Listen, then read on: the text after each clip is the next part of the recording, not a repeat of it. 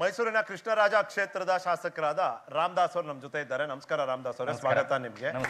ಮೈಸೂರಿನ ಜನರಲ್ಲಿ ಇಷ್ಟೊಂದು ರಾಜಕೀಯದ ಬಗ್ಗೆ ಆಕ್ರೋಶ, ಆಸಕ್ತಿ ಎರಡೂ ಇದೆ ಅಂತ ಇಲ್ಲಿಗೆ ಬಂದೇ ಗೊತ್ತಾಗಿದ್ದು. ನಾವು ಬಹಳ ಶಾಂತ ಜನ, ರಿಟೈರ್ಮೆಂಟ್ ಪ್ಯಾರಡೈಸ್ ಇದು ಅಂತ ಅನ್ಕೊಂಡಿದ್ವಿ. ಇಲ್ಲಿ ಇಷ್ಟೊಂದು ಆಕ್ರೋಶ ಇಲ್ಲೇ ಕಂಡಿರೋದು.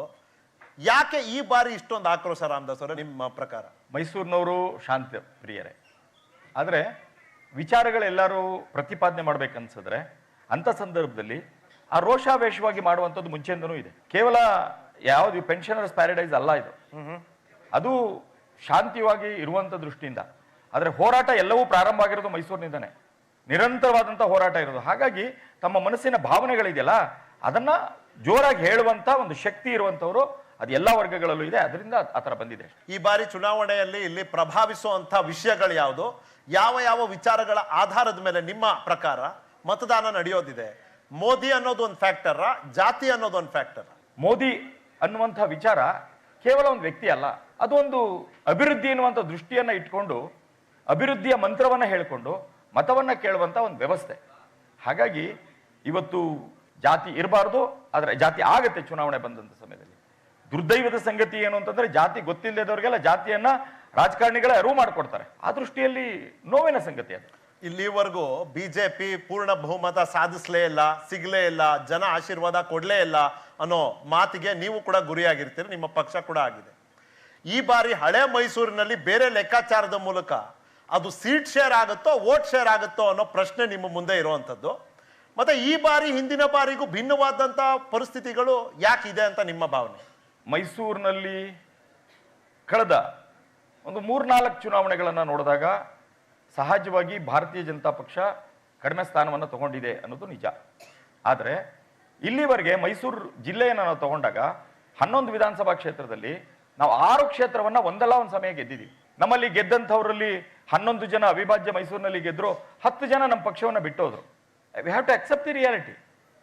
ಸೊ ಹಾಗಾಗಿ ಜನ ಆಶೀರ್ವಾದ ಮಾಡ ಇಲ್ಲ ಅಂತ ಹೇಳೋಂಗಿಲ್ಲ. ಜನ ಆಶೀರ್ವಾದ ಮಾಡದೆ ಹೋದ್ರೆ 6 ಕ್ಷೇತ್ರ ಹೆಂಗೆ ಗೆಲ್ಲಿಸ್ತಾ ಇದ್ರು?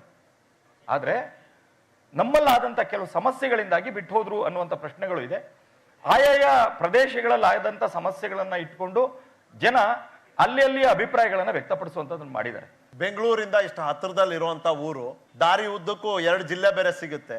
ಅಭಿವೃದ್ಧಿಯ ಪ್ರಮಾಣದ ಹೋಲಿಕೆ ಮಾಡಿದ್ರೆ ಎಲ್ಲಿ ನಿರ್ಲಕ್ಷ್ಯ ಆಯ್ತು? ಯಾಕೆ ಕೆಲವೊಂದಷ್ಟು ಪ್ರದೇಶಗಳಿಗೆ, ಜಿಲ್ಲೆಗಳಿಗೆ ನಷ್ಟ ಆಯ್ತು? ಒಂದು ಪ್ರಮುಖವಾಗಿ ಆಗಲೇ ಹೇಳಿದೆ, ಈ ಬಾರಿ ವಿಶೇಷವಾಗಿ ಇನ್ಫ್ರಾಸ್ಟ್ರಕ್ಚರ್ ದೃಷ್ಟಿಯಿಂದ, ಅದು ಗ್ರಾಮೀಣ ಪ್ರದೇಶ ಇರ್ಬೋದು, ನಗರ ಪ್ರದೇಶ ಇರ್ಬೋದು, ಇಷ್ಟು ವರ್ಷಗಳ ಕಾಲದ ನಾವು ಸ್ಟ್ಯಾಟಿಸ್ಟಿಕ್ಸ್ ಅನ್ನು ತಗೊಂಡು ಬಂದಾಗ ವಿಶೇಷವಾಗಿ ರಸ್ತೆಗಳ ಅಭಿವೃದ್ಧಿ, ಹಾಗೆ ರೈಲಿನ ಅಭಿವೃದ್ಧಿ, ವಿಮಾನದ ಅಭಿವೃದ್ಧಿ, ಈ ರೀತಿಯಾದಂತಹ ಒಂದು ಇನ್ಫ್ರಾಸ್ಟ್ರಕ್ಚರ್ನ ವ್ಯವಸ್ಥೆಗಳು ಮತ್ತು ಸಂಪರ್ಕಕ್ಕೋಸ್ಕರವಾಗಿ ಅತಿ ಹೆಚ್ಚು ಹಣವನ್ನು ಕೊಟ್ಟಿರುವಂತಹ ಒಂದು ವ್ಯವಸ್ಥೆಯನ್ನು ಕಳೆದ 9 ವರ್ಷದಿಂದ ನಾವು ನೋಡ್ತೀವಿ. ಹಾಗಾದ್ರೆ ಸಮಗ್ರವಾಗಿ ಆಗಿದೆಯಾ? ಇಲ್ಲ. ಒಂದು ಇಚ್ಛಾಶಕ್ತಿ, ಎರಡನೇದು ಆ ಯೋಜನೆಗಳನ್ನು ತರುವಂತ ವ್ಯವಸ್ಥೆಗಳೇನಿದೆಯೋ ಅದರ ಆಧಾರದ ಮೇಲೆ ಡೆವಲಪ್ಮೆಂಟ್ ಆಗಿದೆ. ಆಯ್ತು. ಈ ಮೈಸೂರಿನಲ್ಲಿ ಇರುವಂತಹ ಮತಗಳಿಕೆ, ಮೈಸೂರಿನಲ್ಲಿ ಇರುವಂತಹ ಪ್ರಭಾವ ಮಂಡ್ಯನಲ್ಲಿಲ್ಲ. ಯಾಕೆ ಮತದಾರನ ಕಲ್ಪನೆಯಲ್ಲಿ ಬಿಜೆಪಿ ತನ್ನ ಸ್ಥಾನವನ್ನ ಮಾಡ್ಕೊಳ್ಳಿಕ್ಕೆ ಆಗಿಲ್ಲ, ಜಾತಿಯನ್ನ ಹೊರತುಪಡಿಸಿ? ಅಟಲ್ ಬಿಹಾರಿ ವಾಜಪೇಯಿ ಅವರು ತನ್ನ ಸೋಲನ್ನ ಕಂಡಾಗ ಒಂದು ಮಾತನ್ನು ಹೇಳಿದ್ರು, ಜನಸಾಮಾನ್ಯ ಯಾವ ಯಾವ ಯೋಜನೆಗಳನ್ನ ಅವನಿಗೆ ಮುಟ್ಟಿಸುವುದರಲ್ಲಿ ನಮ್ಮ ಕಾರ್ಯಕರ್ತರುಗಳು ಅದು ಲೋಪ ಆಗಿದೆ, ಸಮಾಧಾನ ಇರಲಿಲ್ಲ ಅನ್ನುವಂಥ ಮಾತನ್ನು ಹೇಳಿದ್ರು. ಅದು ಕೇವಲ ಆ ಸರ್ಕಾರದ ಮಾತ್ರ ಅಲ್ಲ, ಯಾವುದೇ ವಿಚಾರ ಆಗಿರ್ಬೋದು. ನಮ್ಗಿರುವಂಥದ್ದು ಮುಖ್ಯವಾಗಿ ಸರ್ಕಾರದ ಯೋಜನೆಗಳನ್ನ ಜನಸಾಮಾನ್ಯನಿಗೆ ಅರಿವು ಮಾಡಿಕೊಡೋದು, ಆ ಯೋಜನೆಯನ್ನು ಅವನಿಗೆ ಮುಟ್ಟಿಸುವಂತ ಕೆಲಸಗಳಿದೆಯಲ್ಲ, ಅದರಲ್ಲಿ ಶಾಸಕರು ಇಲ್ಲದೆ ಇರುವಂತ ಕಡೆ, ಬೇರೆ ಬೇರೆ ಶಾಸಕರು ಇರುವಂತ ಕಡೆ ಅದನ್ನ ಮಾಡ್ಲಿಕ್ಕೆ ಆಗಿಲ್ಲ ಅನ್ನುವಂಥದ್ದು ಇದೆಯಲ್ಲ, ಅದು ಸಹಜವಾದಂಥ ವಿಚಾರ.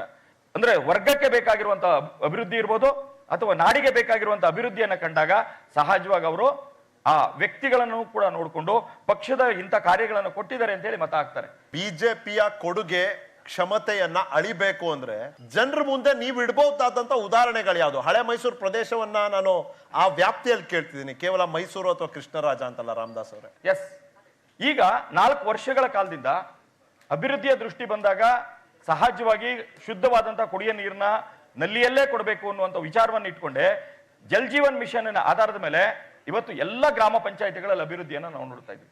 ಈಗ ರಸ್ತೆಯ ಅಭಿವೃದ್ಧಿಗಳನ್ನೇ ಹೇಳಿ, ಪ್ರಾಮಾಣಿಕವಾಗಿ ಅಲ್ಲಿದ್ದಂಥವರ ಮನಸ್ಸಿನಲ್ಲೂ ಭಾವನೆಗಳು ಬರುತ್ತೆ. ಇವತ್ತು ನ್ಯಾಷನಲ್ ಹೈವೇನೇ ಇರ್ಬೋದು, ಬೆಂಗಳೂರು ಮೈಸೂರು ಒಂದೇ ವಿಚಾರ ನಾನು ಹೇಳ್ತಾ ಇಲ್ಲ. ನ್ಯಾಷನಲ್ ಹೈವೇ ನರಸೀಪುರದ ವಿಚಾರ ತಗೊಳ್ಳೋಣ. ರಸ್ತೆ ಹೇಗಿತ್ತು, ಇವಾಗ ಹೇಗಿದೆ. ಒಂದು ಮೈಸೂರು ಬೆಂಗಳೂರಿಗೆ ಹೋಗುವಂತ ಸಂದರ್ಭದಲ್ಲಿ 4 ಗಂಟೆ 5 ಗಂಟೆಗಳ ಕಾಲ ಆಗ್ತಾ ಇತ್ತು. ಅದನ್ನ ಇವತ್ತು 1.5 ಗಂಟೆ ಒಳಗಡೆ ಹೋಗ್ಲಿಕ್ಕೆ ಬೇಕಾದಂತ ಒಂದು ಪ್ರಯತ್ನ. ಟ್ರೈನ್ KSRTC ನಲ್ಲಿ ಬರುವಂತ ಉತ್ಪತ್ತಿ ಕಡಿಮೆ ಆಯ್ತು ಅನ್ನೋದಕ್ಕೆ ಅದೊಂದೇ ಕಾರಣ ಅಲ್ಲ. ಯಾರ್ಯಾರು ರಸ್ತೆ ಮೇಲಿದ್ರೋ ಅವರೆಲ್ಲರೂ ಕೂಡ ಟ್ರೈನ್ ಶಿಫ್ಟ್ ಆದಂತ ಸಂಖ್ಯೆ ಜಾಸ್ತಿ ಆಯ್ತು. ಕಾರಣ ಏನು? ಮೈಸೂರಿಗೆ ಬರ್ತಾ ಇದ್ದಂತಹ ಟ್ರೈನ್ಗಳು ಎಷ್ಟಿತ್ತು ಅದರ ಸ್ಪೀಡು ಜಾಸ್ತಿ ಆಯ್ತು, ಬರುವಂತ ಸಮಯ ಕಡಿಮೆ ಆಯ್ತು. ಅದಲ್ದೇನೆ ಟ್ರೈನಿನ ಫೆಸಿಲಿಟೀಸ್ನ ಆಧಾರದ ಮೇಲೆ ಜನ ಟ್ರೈನ್ಗೆ ಶಿಫ್ಟ್ ಆಗೋಕೆ ಶುರು ಆದ್ರು. ಮುಂಚೆ ಎಷ್ಟು ಬರ್ತಾ ಇತ್ತು 100% ಎಕ್ಸ್ಟ್ರಾ ಟ್ರೈನ್ ಬರ್ಲಿಕ್ಕೆ ಪ್ರಾರಂಭ ಆಯ್ತು. ಈಗಾಗಲೇ 9 ವಿಮಾನಗಳು ಇಲ್ಲಿ ಬಂದು ಹೋಗುವಂತ ವ್ಯವಸ್ಥೆಗಳಾಯ್ತು. ಹೀಗೆ ಪರ್ಯಾಯದ ವ್ಯವಸ್ಥೆಗಳು ಅಲ್ಲಿದ್ದರಿಂದನೇ ಈ ರೀತಿಯಾದಂತದ್ದಾಯ್ತು. ನಾನಾಗ್ಲೇ ಹೇಳಿದೆ, ಇಂಡಿವಿಜುವಲ್ ಬೆನಿಫಿಟ್ ಇಂದ ಹಿಡಿದು ಒಂದು ರಾಷ್ಟ್ರದ ರಾಜ್ಯದ ಅಭಿವೃದ್ಧಿಯ ದೃಷ್ಟಿಯಿಂದ ನಾವು ಕೆಲಸವನ್ನ ಮಾಡಿದೀವಿ ಅನ್ನೋದನ್ನ ಜನಗಳ ಮುಂದೆ ಇಡುವಂತ ಕೆಲಸ ಮಾಡ್ತೀವಿ. ಅಲ್ಲ ರಾಮದಾಸ್ ಅವರೇ, road, KSRTC, train, express way, Ayushman ಇಷ್ಟೆಲ್ಲ ಇದೆ, ಉರಿಗೌಡ ನಂಜೇಗೌಡ ಯಾಕೆ ಬೇಕು ಅಂತ ಕೇಳ್ತಾರೆ ಬಿಜೆಪಿಗೆ. ಅಲ್ಲ, ಸಹಜ ಅದು. ಅದನ್ನ ವಿಚಾರ ಬಂದಾಗ ಭಾವನಾತ್ಮಕವಾದಂತ ಯಾವುದೇ ವಿಚಾರವನ್ನು ತಗೊಂಡಾಗ್ಲೂ ಕೂಡ ಬಹಳ ಸಮಯ ಇರುತ್ತೆ ಅಂತ ನಾನು ಏನು ಅನ್ಕೊಳ್ಳಲ್ಲ. ಮುಖ್ಯವಾಗಿರೋದು ಒಂದೇ ಒಂದು ಮಂತ್ರ, ಅಭಿವೃದ್ಧಿ ಅಭಿವೃದ್ಧಿ ಅಭಿವೃದ್ಧಿ. ಎಸ್, ಅವ್ರು ಫೀಲ್ ಮಾಡ್ತಾ ಇದ್ದಾರಾ ನನಗೆ ಲಾಭ ಆಗ್ತಾ ಇದೆ ಅನ್ಸುತ್ತಾ? ಪ್ರಾರಂಭದಲ್ಲಿ ಎಷ್ಟೇ ವಿರೋಧ ಯಾರದೇ ಇದ್ರು ಕೂಡ ಅವ್ರ ಆತ್ಮಕ್ಕೆ ಅನ್ಸುತ್ತೆ ಎಸ್ ಇದರಿಂದ ಲಾಭ ಆಗ್ತಾ ಇದೆ ಅಂದಾಗ ಸಹಜವಾಗಿ ಅವನು ಗುಪ್ತವಾದಂತ ಮತದಾನವನ್ನ ಜಾತಿ ಎಲ್ಲವನ್ನ ಮೀರಿ ಕೊಡ್ತಾನೆ. ಆ ವಿಶ್ವಾಸ ನಮಗಿದೆ, ಅದರ ಅನುಭವನೂ ನಮಗಾಗಿದೆ. ಇಲ್ಲಿನ ಮುಸ್ಲಿಂ ಸಮುದಾಯದ ಸದಸ್ಯರ ಒಂದು ವಿಶ್ವಾಸವನ್ನ ಗಳಿಸೋದ್ರಲ್ಲಿ ನಿಮ್ಮ ಪಾತ್ರ ವೈಯಕ್ತಿಕ ಮಟ್ಟದಲ್ಲಿ, ಪಕ್ಷದ ಪಾತ್ರ ಏನಾಗಿದೆ ಅಂತೀರಿ? 13% ಇದ್ದಾರೆ ಇಲ್ಲಿ. ಕಳೆದ ಬಾರಿ ಚುನಾವಣೆಯಲ್ಲೂ ಕೂಡ ನನಗೆ ಮುಸ್ಲಿಂ ಬಂಧುಗಳು 11.8% ಓಟ್ ಕೊಟ್ಟಿದ್ರು. ಈ ಬಾರಿ ಸಹಜವಾಗಿ ಜಾಸ್ತಿ ಆಗುತ್ತೆ ಅಂತ ನನ್ಗೆ ಯಾಕೆ ಅನಿಸುತ್ತೆ ಅಂತಂದ್ರೆ, ನಮ್ಮಲ್ಲಿ ಇಲ್ಲಿವರೆಗೂ ಕಾನೂನು ಸುವ್ಯವಸ್ಥೆನಲ್ಲಿ ಒಂದೇ ಒಂದು ಸಣ್ಣ ವ್ಯತ್ಯಾಸಗಳಾಗದಂಗೆ ನೋಡ್ಕೊಂಡಿದ್ವಿ. ಯಾವುದೇ ಹಿಂದೂ ಮುಸಲ್ಮಾನ್ ಗಲಾಟೆ ಇಲ್ಲದೆ ಇದ್ದಂತ ರೀತಿಯಲ್ಲಿದೆ. ಇಲ್ಲಿ ಜಾತಿ ಪ್ರಶ್ನೆ ಇಲ್ಲ.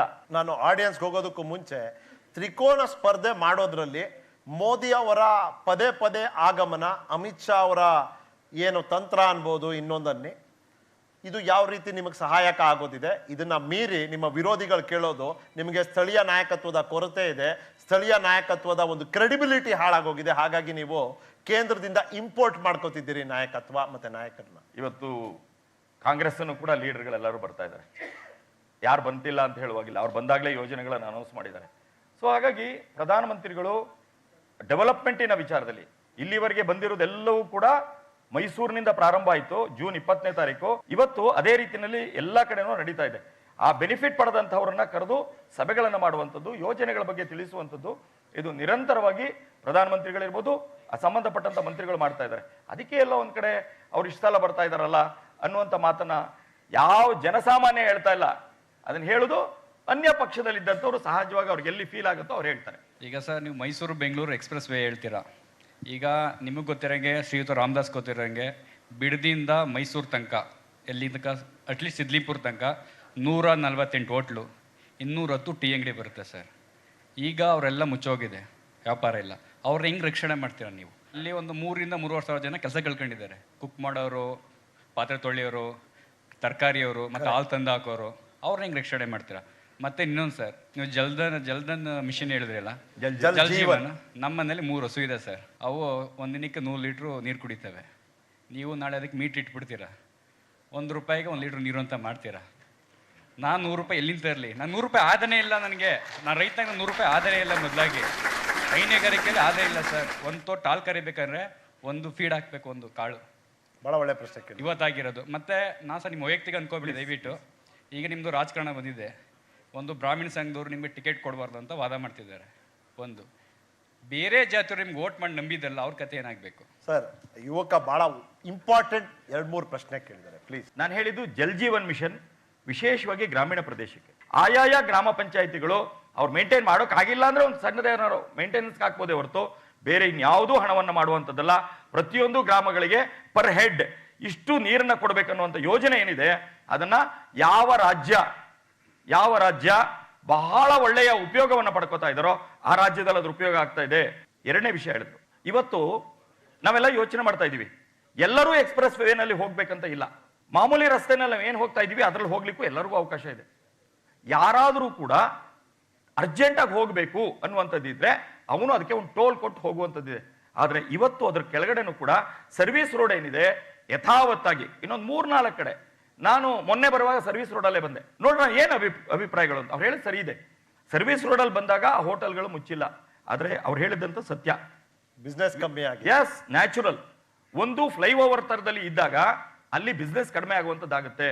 ಆ ದೃಷ್ಟಿಯಲ್ಲಿ ಅದಕ್ಕೆ ಸಂಬಂಧಪಟ್ಟಂತ ಯಾವ ರೀತಿಯಲ್ಲಿ ಅದು ಬದಲಾವಣೆ ಆಗಬೇಕು ಅನ್ನೋದಿದೆಯಲ್ಲ, ಅದನ್ನ ಆಯಾಯ ಹೋಟೆಲ್ನಿಂದ ಪ್ರಾರಂಭ ಮಾಡಿ ಆ ವ್ಯಕ್ತಿಗಳು ಯಾವುದರಲ್ಲಿ ಬೇರೆ ಟ್ರೇಡ್ಗೆ ಹೋಗ್ಬೇಕಂತ ಇದೆಯಾ, ಹಾಗೆ ಮೇಂಟೈನ್ ಮಾಡಬೇಕಾಗಿದೆಯಾ ಅನ್ನುವಂಥದ್ದು ಪಾಲಿಸಿ ಆಧಾರದ ಮೇಲೆ ಆಗಬೇಕಾಗಿದೆ.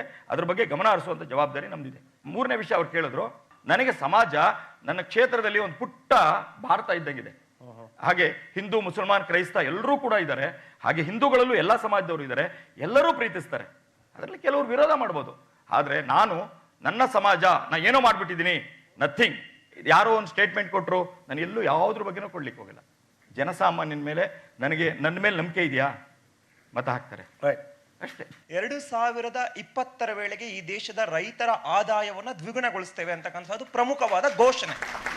ಆದ್ರೆ ರೈತನನ್ನೇ ದೇಶದ ಬೆನ್ನೆಲುಬು ಅಂತ ಕರಿತೇವೆ, ಆದ್ರೆ ಆ ರೈತನಿಗೆ ಬೆನ್ನೆಲುಬು ಆಗತಕ್ಕಂತಹ ವ್ಯವಸ್ಥೆ ಇವತ್ತು ಆತನ ವಿರುದ್ಧವೇ ನಿಂತಿರ್ತಕ್ಕಂತಹದ್ದು. ನಿಮ್ಮ ಮಧ್ಯೆ ಯಾವ ಆಧಾರದಲ್ಲಿ ಮೋದಿ ಅವರನ್ನ ಕರ್ನಾಟಕ ರಾಜ್ಯಕ್ಕೆ ಕರೆಸಿ ನೀವು ಮತವನ್ನ ಕೇಳ ಕೊಟ್ಟಿದ್ದೀರಾ ಅನ್ನೋದನ್ನ ಹೇಳಿದ್ರೆ ಸರ್, ಮೊನ್ನೆ ನಿಮ್ಮ ರಾಜ್ಯ ಸಚಿವರೊಬ್ರು ಹೇಳಿಕೆ ನೀಡ್ತಾರೆ, ಟಿಪ್ಪುವಿನ ಅನುಯಾಯಿಗಳನ್ನ ಉರಿಗೌಡ ನಂಜೇಗೌಡ ಹೇಗೆ ಟಿಪ್ಪು ಅನ್ಕೊಂಡ್ರು ಆ ರೀತಿ ನೀವು ಅವ್ರನ್ನ ಕೊಂದು ಬಿಡಿ ಅಂತ. ಹಾಗೆ ಮುಖ್ಯಮಂತ್ರಿಗಳನ್ನ ಕೊಲ್ಲೋ ರೀತಿನೇ ಕರೆ ನೀಡ್ತಾರೆ. ಒಬ್ಬ ರಾಜ್ಯ ಸಚಿವರು ಒಬ್ಬ ಮಾಜಿ ಮುಖ್ಯಮಂತ್ರಿಗಳ ಬಗ್ಗೆನೇ ಇಷ್ಟು ಹೇಳಿಕೆ ನೀಡ್ತಾರೆ ಅಂದ್ರೆ ಸಾಮಾನ್ಯ ಜನರ ಜೀವನಕ್ಕೆ ಅವ್ರ ಬೆಲೆ ಕೊಟ್ಟಾರ ಅನ್ನೋದು ನನ್ನ ಪ್ರಶ್ನೆ. ರಾಜಕಾರಣದಲ್ಲಿ ಯಾರು ಯಾರಿಗೂ ವೈಯಕ್ತಿಕವಾದಂತ ನಿಂದನೆಯನ್ನ ಮಾಡಬಾರ್ದು. ಒಬ್ಬರನ್ನ ಯಾರನ್ನಾರು ಮಾತಾಡಿಸ್ಬೇಕಾರೆ ಅವ್ರ ಆತ್ಮಗೌರವಕ್ಕೆ ಚ್ಯುತಿ ಇಲ್ಲದ ರೀತಿಯಲ್ಲಿ ನಡ್ಕೋಬೇಕು ಅನ್ನುವಂಥ ಒಂದು ಪ್ರಿನ್ಸಿಪಲ್ ಅನ್ನು ನನ್ನ ಜೀವನದಲ್ಲಿ ಇಟ್ಕೊಂಡಂಥವ್ನು. ಅದನ್ನು ಅನ್ವಯಿಸಬೇಕು ಎಲ್ರೂ ಅನ್ನೋದು ನನ್ನ ಆಸೆ. ಎರಡನೇದು, ದ್ವಿಗುಣ ಹೇಗಾಗತ್ತೆ? ಅವರೂ ಹೇಳ್ತಾರೆ ವೈಜ್ಞಾನಿಕವಾದಂಥ ರೀತಿಯಲ್ಲಿ ಬೆಳೆಗಳನ್ನ ಬೆಳೆಯುವಂತ ವ್ಯವಸ್ಥೆಗಳಾಗಬೇಕು. ಒಂದು ಸರ್ಕಾರನೇ ಬಂದು ಬೆಳೆಯನ್ನ ಬೆಳೆಯಲಿಕ್ಕೆ ಸಾಧ್ಯ ಇಲ್ಲ ಅಂದ್ರೆ ಅರ್ಥ ಆ ರೈತನ ಕಷ್ಟ ಏನಂತನೂ ಅರಿವು ನಮಗಿದೆ. ಆದ್ರೆ ಲಾಭ ಹೇಗಾಗುತ್ತೆ? ಒಂದು ಬೆಳೆಯುವಂಥ ಬೆಳೆಯಲ್ಲಿ ಕಡಿಮೆ ಖರ್ಚಿನಲ್ಲಿ ಬೆಳೆಯುವಂತಹ ವ್ಯವಸ್ಥೆ ಒಂದು, ಅದರ ಜೊತೆಯಲ್ಲಿ ಬೆಳೆಗಳನ್ನ ಯಾವ್ಯಾವ ಸಂದರ್ಭದಲ್ಲಿ ಏನ್ ಹಾಕಬೇಕು ಅನ್ನೋದು ಎರಡನೇದು. ಇವತ್ತು ಫ್ಲೋರಿಕಲ್ಚರ್ನಲ್ಲಿ ಯಾಕೆ ಪ್ರಪಂಚದಲ್ಲಿ ಇರುವಂತ ಎಲ್ಲಾ ದೇಶಗಳಿಗೂ ಹೋಲಿಕೆ ಮಾಡ್ಕೊಂಡಾಗ ಇಸ್ರೇಲ್ ಇದೆ, ಮಾರುಕಟ್ಟೆ ಚೆನ್ನಾಗಿದೆ. ಆ ದೃಷ್ಟಿಯಿಂದನೇ ಕೈ ಮುಗಿದು ನಾನು ಪ್ರಾರ್ಥನೆ ಮಾಡ್ತೀನಿ, ಯುವಕರಲ್ಲೂ ಒಂದು ಆಗಿಲ್ಲ ಅನ್ನೋದೊಂದು ಭಾಗ, ಆಗಬೇಕು ಅನ್ನೋದಕ್ಕೆ ನಮ್ಮಲ್ಲಿರುವಂತ 202 ಕೇಂದ್ರ ಸರ್ಕಾರದ ಯೋಜನೆಗಳಿದೆ.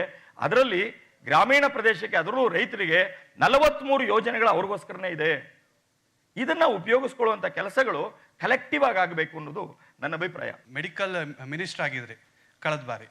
ಸೊ ಕರೋನಾ ಅಂತ ಒಂದು ಭಯಂಕರ ಕೋವಿಡ್ ಬಂದಾಗ ನೀವು ಚಪ್ಪಾಳೆ ಹೊಡಿರಿ, ದೀಪ ಹಚ್ಚಿ ಅನ್ನೋದ್ರ ಬದಲು ರೋಡ್ಗಿಳಿದು ಸಹಾಯ ಮಾಡಿದ್ರೆ ಇನ್ನು ನಿಮ್ಗೆ ಇವತ್ತಿನ ಸಿಚುಯೇಷನ್ಗೆ ನಿಮ್ಗೆ ಪ್ರಾಬ್ಲಮ್ ಆಗ್ತಿರ್ಲಿಲ್ವಲ್ಲ. ಅಗೇನ್ಸ್ಟ್ ಆಗಿರೋದೇ ನೀವು ಜನಗಳಿಗೆ ನೇರವಾಗಿ ಸಿಗ್ತಾ ಇಲ್ಲ ಅನ್ನೋದೊಂದು ನಮ್ಮ ಕ್ಷೇತ್ರದಲ್ಲಿ. ಸರ್, ನಾವು ಜನ ಹೆಂಗಿದೀವಿ ಅಂದ್ರೆ ಕೊರೋನಾ ನಮಗ್ ಮಾತ್ರ, ನಿಮಗೂ ಇತ್ತಲ್ಲ, ಆದ್ರೆ ನಮಗೆ ನಿಮ್ಮಿಂದ ನಿರೀಕ್ಷೆಗಳು, ಆ ನಿರೀಕ್ಷೆ ನಾನು ಪ್ರತಿನಿಧಿಸ್ತಿದ್ದೀನಿ. ಇಲ್ಲ, ನಾನು ಅದರಲ್ಲಿ ನನ್ನ ಆತ್ಮ ಸಂತೋಷ ಇದೆ. ನಾನು ಹಾರ್ಟ್ ಅಟ್ಯಾಕ್ ಆಗಿ ಅಪೋಲೋ ಹಾಸ್ಪಿಟಲ್ ಅಲ್ಲಿ ಇದ್ದೆ.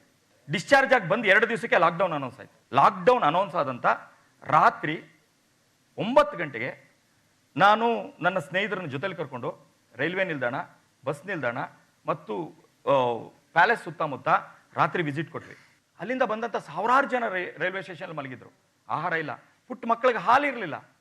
ರಾತ್ರಿ 12 ಗಂಟೆಗೆ ವಿವೇಕಾನಂದ ನಗರದಲ್ಲಿ ಒಂದು ಅಡುಗೆ ಮನೆಯನ್ನು ಪ್ರಾರಂಭ ಮಾಡಿ 2 ಗಂಟೆ ರಾತ್ರಿಗೆ ನಾವು ಆಹಾರವನ್ನು ತಯಾರು ಮಾಡಿ ಅವರೆಲ್ಲರಿಗೂ ಕೊಟ್ಟು ಬಂದಲ್ಲ, ಅದನ್ನು ಎಲ್ಲೂ ವಾಟ್ಸಪ್ಪಲ್ಲಿ ಹಾಕೊಳ್ಳಿಲ್ಲ.